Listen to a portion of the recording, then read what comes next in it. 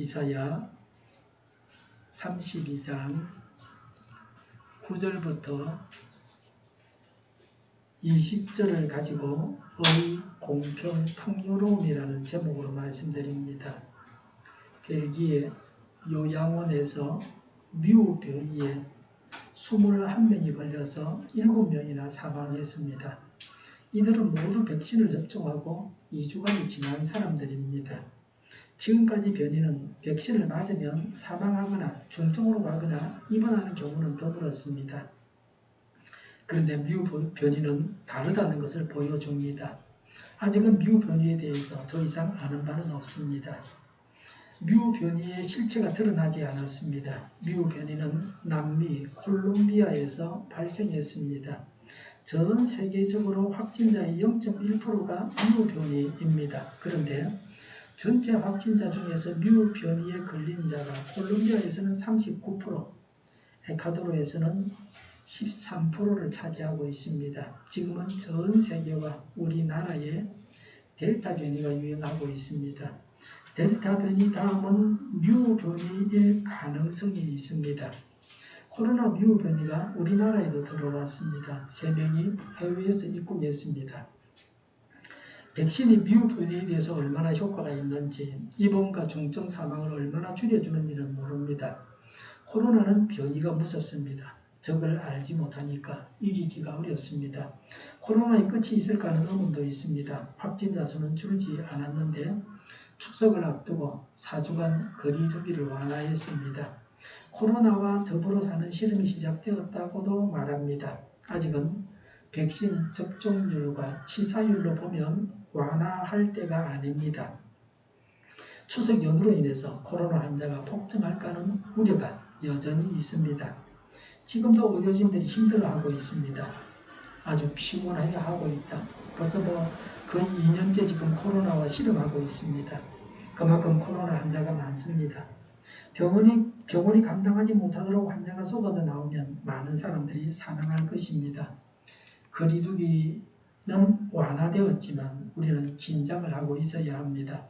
코로나 봉쇄로 작년에 미세먼지가 많이 사라졌다고 합니다. 요새도 미세먼지가 없어서 공기가 최고로 좋습니다. 마음대로 창문을 열어도 될 정도입니다. 이런 점에서 아주 만족스럽습니다. 우리 동네는 요새는 창문만 열면 선풍기도 켤 필요가 없습니다. 바닷바람이 시원합니다. 세계 초강대국 미국에서 가장 번창한 도시가 뉴욕입니다. 뉴욕에 대여섯 시간 동안에 약 230mm의 비가 내렸습니다.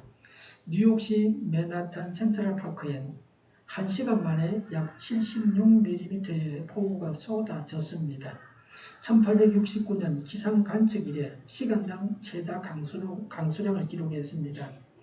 뉴욕을 포함해서 동북 지역에 40여 명이 사망했습니다. 지하에 사는 가난한 사람들이 많이 희생되었습니다. 집값이 비싸서 지하에 살았던 사람들이 사망했습니다. 영하 기생충에 지하방에 사는 사람들과 같습니다. 미국도 많은 문제를 가지고 있는 나라입니다. 부자 나라인데 가난한 사람도 지상의 안전한 주택에서 다 살지는 못했습니다. 우리가 이상적인 나라를 건설해서 세계의 표준이 되게 해야 합니다. 제가 얼핏 보기에는 공급이 부족하다 거기도 공급을 해야 되죠. 가난한 사람도 안전한 주택에 살 수 있도록 주거 문제를 해결해 줘야 합니다. 뉴욕에서 방 한 칸에 월세가 300만 원 정도 한답니다. 물론 지역에 따라서 싸지고 비싸진 것도 있고 코로나로 영향도 있다 그러는데 코로나가 발생하니까 번화가는 집값이 내리고 변두리가 올랐다 그러는데 현재는 집을 소유하고 있는 부유한 사람들은 세를 놓고 소득을 얻을 수 있습니다. 이들은 놀고 먹고 살 수 있습니다. 집을 소유한 사람들만 살기 좋은 세상입니다. 그러니 달세를 내야 하는 사람들에게는 지옥입니다. 미국에 공부하러 갔든지 그래서 그런 집을 구해야 하는 사람은 집에만 한 달에 300만 원 정도의 달세를 내야 합니다. 여인들에 대한 첫 번째 예언은 이사야 3장 16절에서 4장 1절까지입니다. 여인들의 이교도적 사치와 허식에 대한 경고였습니다. 오늘 본문은 여인들에 대한 두 번째 예언입니다. 현재의 이익에만 만족하는 여인들에게 장차 올 재난에 대한 대비가 없다고 경고하고 있습니다.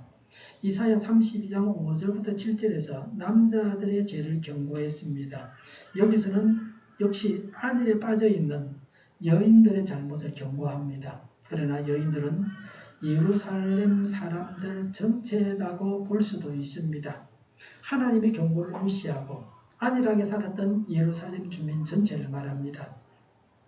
궁극적으로는 예수님의 재림을 깨어 준비하지 아니하고 옛 습관에 젖어 안일한 삶을 사는 성도들을 가리킵니다. 9절에 안일하게 사는 여인들아 일어나서 나의 목소리를 들으라. 걱정거리가 없이 사는 딸들아 내가 하는 말에 귀를 기울여라 라고 했습니다. 현재가 살만하다고 장차 올 재난을 준비하지 않는 자들에게 하는 책망의 말씀입니다. 안일한 여인들은 혼인잔치에 기름을 준비하지 못해서 신랑을 맞이할 수 없는 미련한 다섯 처녀와 같습니다. 예수님은 성도들에게 항상 깨어있을 것을 권고하셨습니다. 안일이 문제입니다. 재림하시는 예수님을 맞을 준비를 해야 합니다. 예수님이 책망하실 일들을 정리하고 하지 말아야 합니다. 예수님이 칭찬하실 일들만 해야 합니다.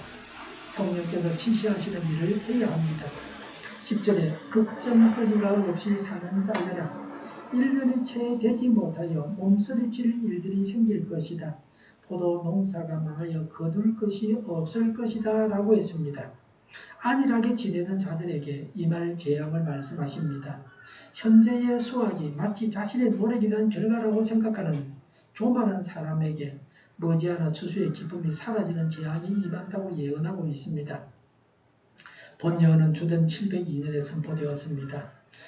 그 다음 해인 주전 701년에 있을 아시리아의 사내립 1차 예루살렘 침공을 염두에 두고서 예언한 것입니다. 하나님의 심판이 임하겠습니다. 심판의 날이 얼마 남지 않았습니다. 평화롭게 살 날이 얼마 남지 않았습니다. 평화롭게 살 동안에 평화를 지켜야 합니다. 평화는 그냥 주어지는 것이 아닙니다. 심판받을 대상이 되지 않아야 평화롭게 살아갈 수 있습니다. 하나님의 징계의 매를 맞지 않도록 죄를 버려야 합니다. 11절에 안일하게 사는 여인들아 몸부림쳐라. 걱정거리가 없이 사는 여인들아 몸소리 쳐라. 맨몸이 되도록 옷을 다 벗어버리고 배로 허리를 둘러라고 했습니다. 몸을 드러내라고 하는 것은 자신의 수치스러운 모습을 적나라하게 드러내는 것을 말합니다. 자신의 허물을 하나님 앞에 철저하게 내놓고 겸비하여 회개할 것을 권고하는 말씀입니다. 회개를 촉구하는 말씀입니다. 성도는 아주 사소한 책망에도 자신을 돌아보고 회개해야 합니다. 회개만이 살 길입니다. 부정직과 게으름을 회개해야 합니다. 교회와 사회와 국가의 죄를 두고 회개해야 합니다. 무엇을 회개해야 합니까? 13절에 흥겨운 소리 그치지 않던 성읍 그랬습니다. 육체적인 쾌락을 일삼았다고 하는 것입니다. 소돔과 고모라와 같이 환락과 음란에 빠져 하나님을 떠난 예루살렘 성을 가리킵니다. 음란한 것을 회개해야 합니다. 이 백성의 음란을 회개해야 합니다.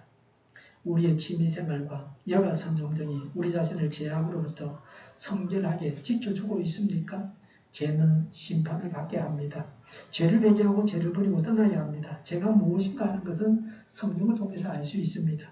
13절에 기쁨이 넘치던 모든 집이라고 했는데 충분한 곡식으로 인해서 하나님을 떠나서도 만족해하던 유다 백성들의 집들을 의미합니다.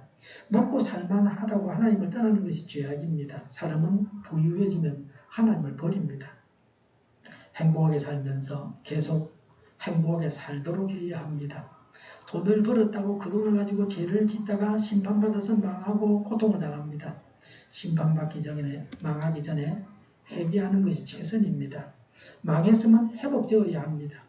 12절에 간농사와 포도농사를 망쳤으니 가슴을 쳐라고 했습니다. 심판을 받아서 물질적인 부가 없어지게 되고 빈곤한 삶으로 인하여 유다 백성들이 슬퍼하며 애통할 것이라고 선지자가 조소하듯이 예언을 합니다. 경제적으로도 어려움을 당한다고 하는 것입니다.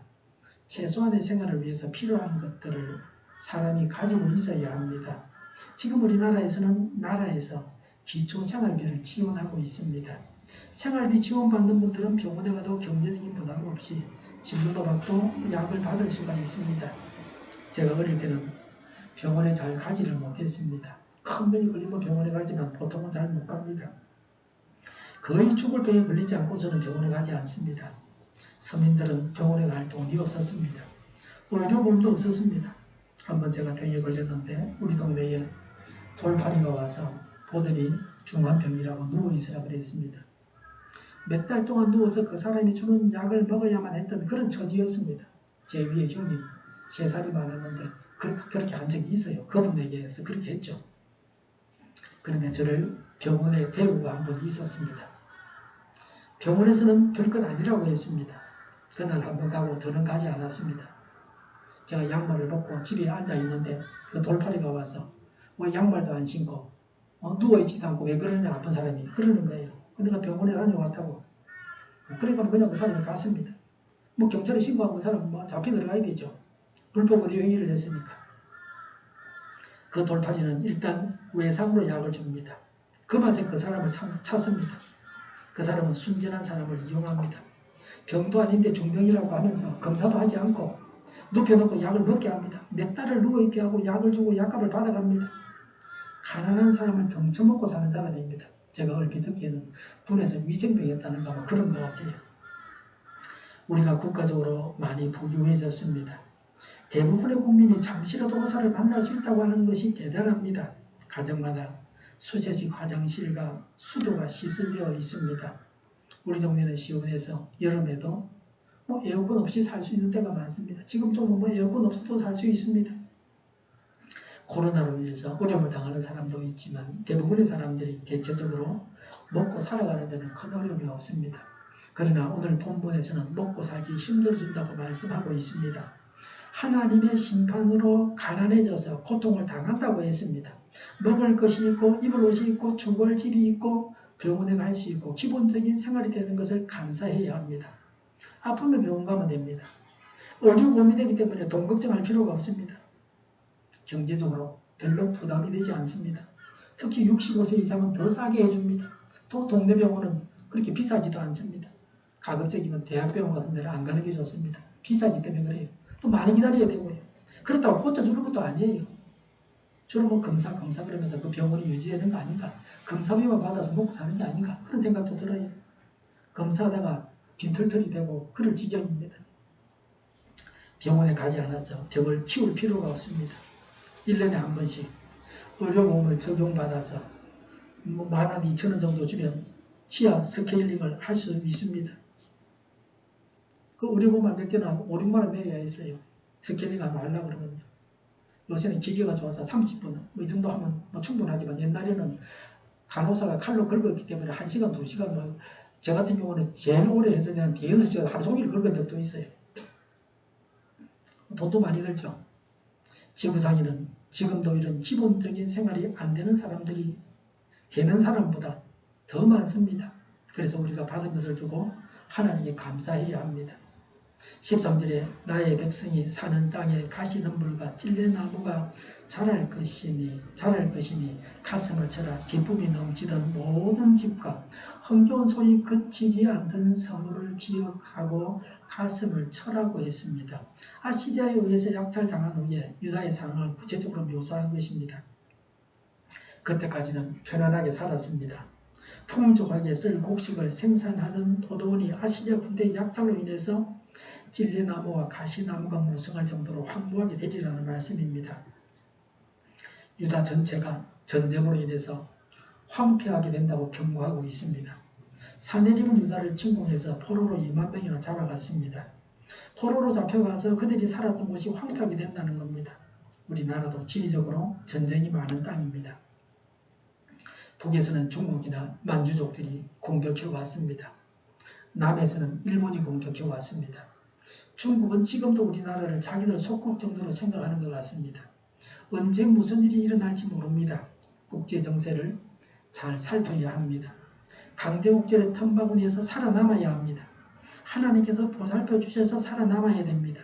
이 땅의 교회가 하나님의 심판의 대상이 되어서는 안 됩니다. 교회가 바로 서야 합니다.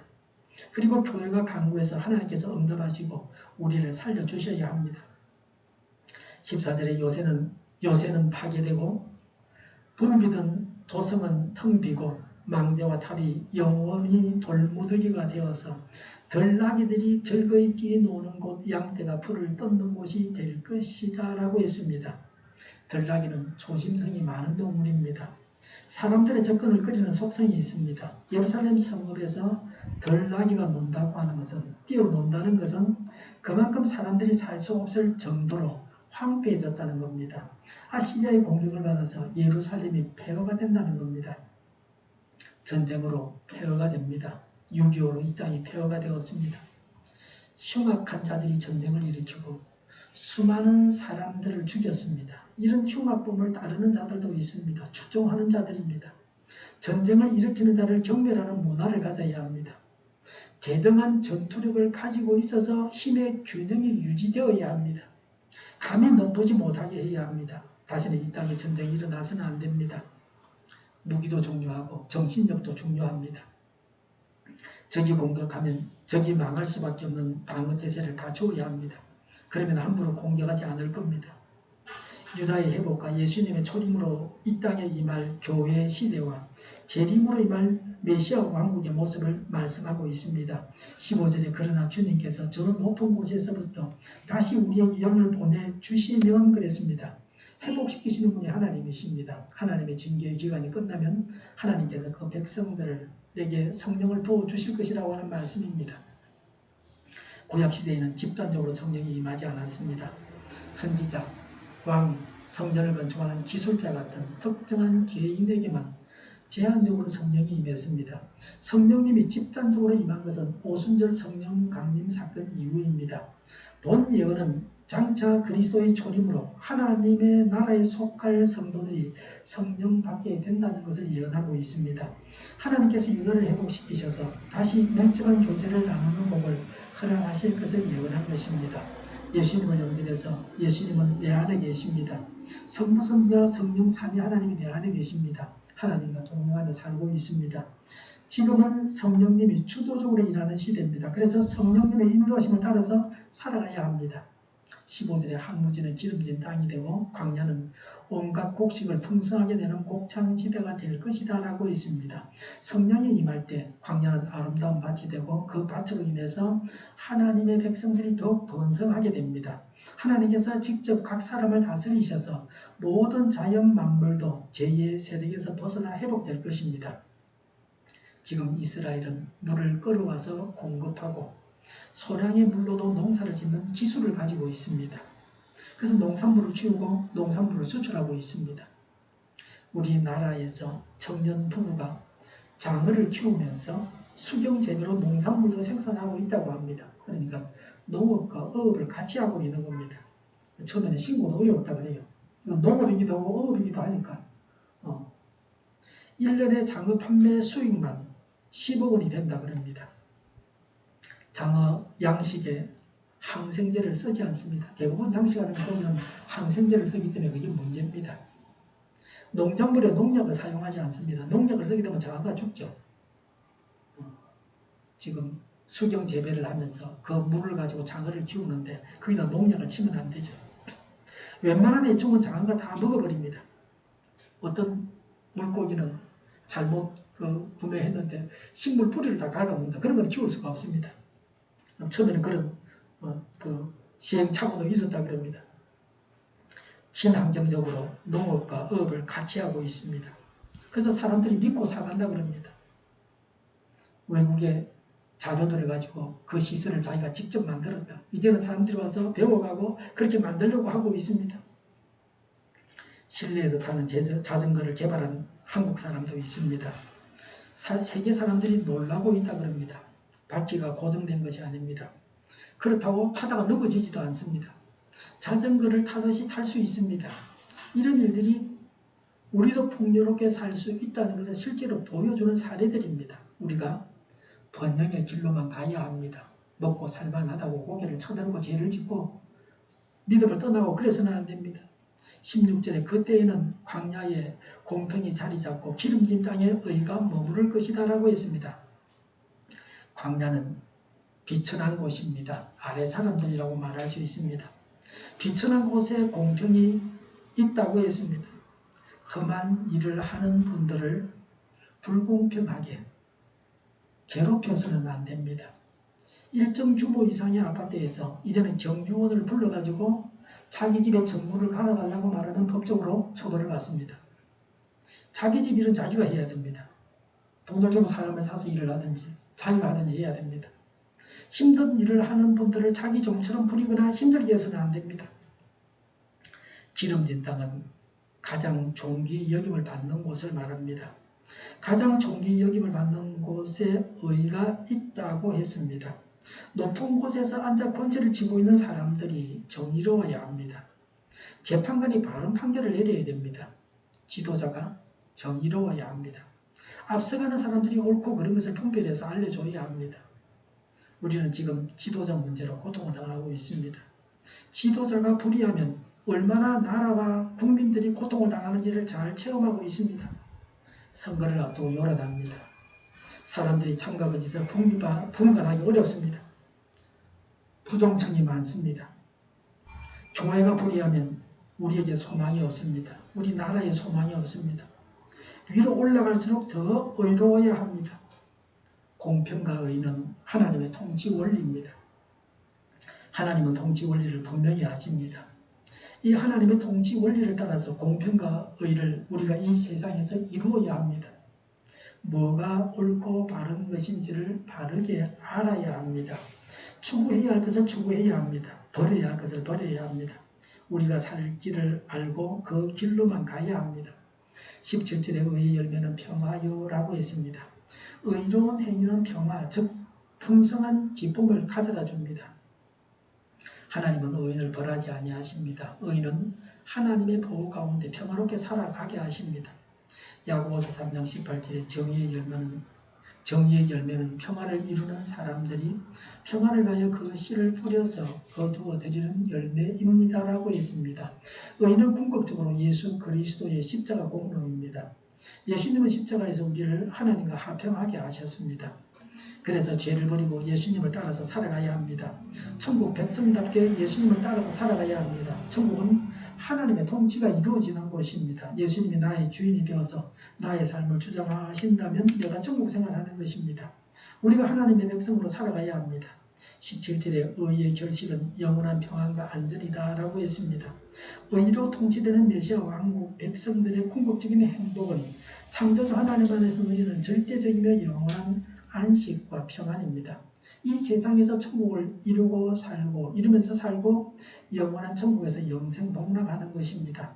18절에 나의 백성은 평화로운 집에 살며 안전한 거처 평온히 쉴 수 있는 곳에서 살 것이다 라고 했습니다.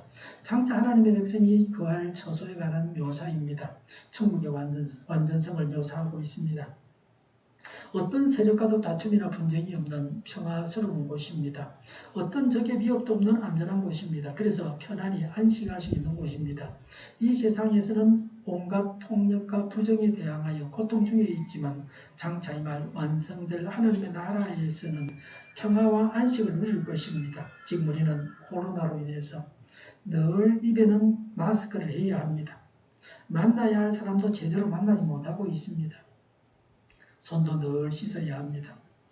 예배를 드리는 것도 많은 제약이 있습니다. 최소한의 예배, 짧게 예배를 주일 예배만 드리고 있습니다. 성찬식도 못하고 있습니다. 이 세상은 안전도 완전도 없습니다. 항상 이런저런 위험들이 있습니다.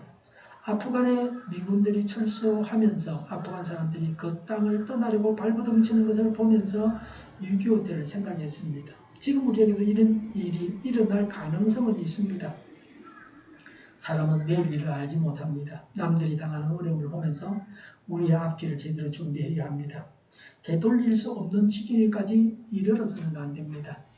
19절에 비록 살림이 우박에 쓰러지고 서급이 완전히 무너져 내려도라고 했습니다.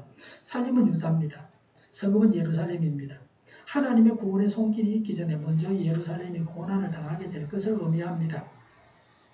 하나님께서 복을 주시기 전에 반드시 고난이 있음을 강조하는 것이 이사야의 사상입니다. 주어진 고난을 잘 감당하지 못해서 영원한 고통을 당해서는 안 됩니다. 주어진 고난을 잘 감당해서 복을 받아야 합니다. 20절에 씨를 뿌리는 곳마다 될 물이 넉넉하고 어디에서나 안심하고 소와 나귀를 놓아 키울 수 있으니 너희는 복이 있다고 했습니다. 하나님의 왕국에서 백성들이 누릴 복을 전원적인 풍요로움으로 묘사했습니다. 하나님의 백성들은 생산성이 가장 높은 경작지를 마음대로 정해서 씨를 뿌리고 소와 나귀가 그것을 먹도록 버려두어도 좋을 만큼 풍요로운 삶을 살게 될 것을 말합니다. 성도가 현재는 제약으로 말미암아 제한된 복을 받고 있습니다. 그러나 미래에 임할 영원하고 완전한 하나님의 나라에서는 전혀 제한받지 않는 엄청난 풍요와 복을 받을 것입니다. 맥날에는 당신의 의무를 다하라. 그리고 당신이 뿌릴 씨를 주시는 하나님을 신뢰하라고 했습니다. 우리가 하나님 편에 서기만 하면 하나님은 아낌없이 먹을 것과 생활에 필요한 것을 채워주시겠다고 약속하셨습니다. 하나님의 말씀에 귀를 기울여야 합니다. 안위를 버리고 하나님의 책망의 말씀을 듣고 회개해야 합니다. 그러면 심판을 피할 수 있습니다. 죄인이 회개하지 않으면 심판은 반드시 오고 맙니다. 심판을 받아서 물질적으로도 고통을 당합니다. 나라는 망하고 말 것입니다. 완전한 하나님의 나라는 의와 공평과 풍요로움이 넘쳐납니다. 이런 하나님의 나라를 바라보아야 합니다. 우리는 지금 이런 하나님 나라의 모습을 조금이라도 지니고 있는지를 점검해 봐야 합니다. 이 세상에서도 이런 하나님 나라의 모습이 조금씩이라도 이루어져 가게 해야 합니다. 안위를 버리고 책망의 말씀을 듣고 회개해서 심판받지 않고 의와 공평과 풍요로움이 넘쳐나고 하나님 나라를 바라고 지금 이루어가게 해야 합니다. 기도하겠습니다. 안위를 버리고 책망의 말씀을 듣고 회개합니다. 회개해서 심판받지 않게 하옵소서. 의와 공평과 풍요로움이 넘쳐나게 하옵소서. 하나님 나라를 바라고 지금 이루게 하여 주시옵소서. 정의가 강물처럼 흘러가게 하여 주시옵소서. 모든 언론이 제 역할을 다하게 하여 주시옵소서. 성경에 반하는 국가법이 제정되지 않게 하여 주시옵소서. 있어야 할 법을 폐기하지 않게 하시며 있어서는 안 될 법을 만들지 않게 하여 주시옵소서. 선거부정이 없게 하시고 부정선거 시위마저 없게 하여 주시옵소서. 공명정대하게 치러지게 하여 주시옵소서. 코로나19가 퇴치되고 전 세계적으로 백신을 신속하게 대량 생산해서 충분히 공급하고 치료제가 나오고 가치생활이 끝나게 하옵소서. 오늘보다 내일이 더 낫게 하옵소서. 우리 동일교회가 만부르지하게 하여 주시옵소서. 예수 이름으로 명하노니 모든 병만은 물러가고 몸의 모든 부분으로 온전하게 될지어다. 신유의 기적을 베푸셔서 지금도 저희의 질병을 고쳐주시옵소서. 코로나로 신음하는 모든 자들을 고치시고 온전케 하여 주시옵소서. 저희와 교회와 나라의 민족을 불쌍히 여겨 주시옵소서. 잘못된 것을 제거해서 성결하게 하여 주시옵소서. 하나님께서 기뻐하시는 교회와 나라가 되게 하여 주시옵소서. 교회와 나라의 지도자고 허락하여 주시옵소서. 공부하는 생들에게 지혜를 다하셔서 앞서가게 하시며 합격의 희망을 부리게 하여 주시옵소서. 늘 맑은 공기를 마실 수 있게 하여 주시옵소서.